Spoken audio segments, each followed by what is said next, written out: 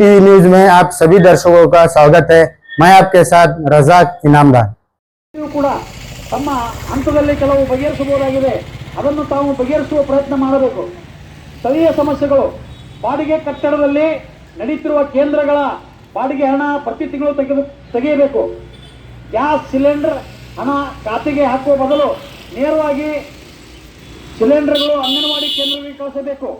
ಮೊಟ್ಟೆ ಹಣ ಬೆಲೆ ಏರಿಕೆ ಅನುಸಾರವಾಗಿ ಬಿಲ್ ಜಮಾ ಮಾಡಬೇಕು.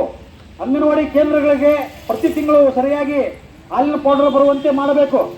ಅಂಗನವಾಡಿ ಕಾರ್ಯಕರ್ತರಿಗೆ PLO ಕೆಲಸದಿಂದ ಕೈ ಬಿಡಬೇಕು. ಶಾಲಾ ಪೂರ್ವ ಶಿಕ್ಷಣ ನಡೆಸಲು ತೊಂದರೆ ಆಗುತ್ತದೆ. ಮಿನಿ ಅಂಗನವಾಡಿ ಕಾರ್ಯಕರ್ತರಿಗೆ ಅಪ್ಡೇಷನ್ ಆದೇಶ ಕೊಡಬೇಕು,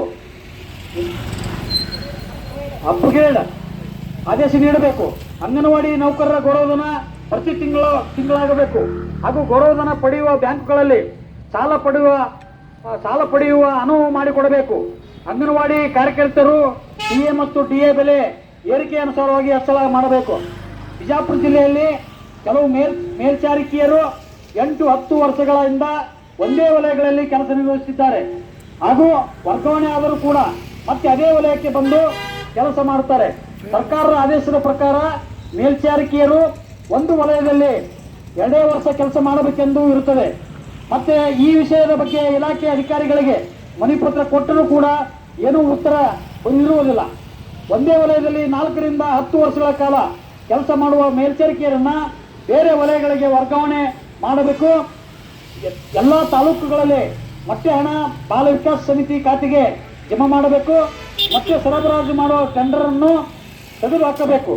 ಕೆಲವು ತಾಲೂಕುಗಳಲ್ಲಿ ಅಂಗನವಾಡಿ ಕಟ್ಟಡದ ಬಾಡಿಗೆ 10 ತಿಂಗಳಿಂದ ಆಗಿರುವುದಿಲ್ಲ. ಕಾರ್ಯಕರ್ತರು ತಮ್ಮ ಕೈಯಿಂದ ಭರಿಸುತ್ತಾರೆ. ಈ ಮುಂದಿನ ಸಮಸ್ಯೆ, ಇವೆಲ್ಲ ಮೇಲಿನ ಸಮಸ್ಯೆಗಳು ತಮ್ಮ ಹಂತಗಳಲ್ಲಿ ಬಗೆಹರಿಯಬಹುದಾಗಿದೆ. ದಯಮಾಡಿ ಈ ಸ್ಥಳೀಯ ಬೇಡಿಕೆಗಳನ್ನು ಸರಿಪಡಿಸಬೇಕೆಂದು ಜಿಲ್ಲಾಧಿಕಾರಿಗಳಲ್ಲಿ ಮನವಿ ಮಾಡಬಹುದು. ಮೇಡಮ್ ಇದ್ರ ಬರ್ರಿ ಮೇಡಮ್. ಸರ್ ತಳ ಕೂತ್ಬಿಡ್ರಿ, ಅಲ್ಲೇ ತಳ ಕೂತ್ಬಿಡ್ರಿ.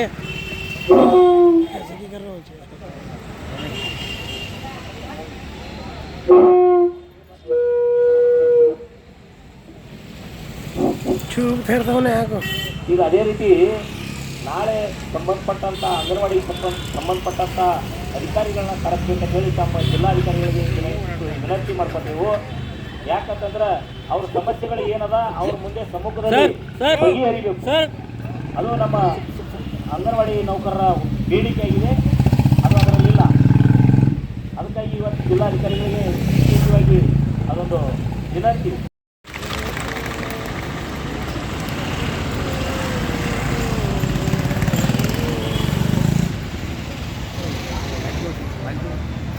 किसे देना? इस्माइल देना, रजाक देना हो. ಹೋರಾಟ ಏನೇ ಬರಲಿ ಇನ್ಕ್ಲಾಬ್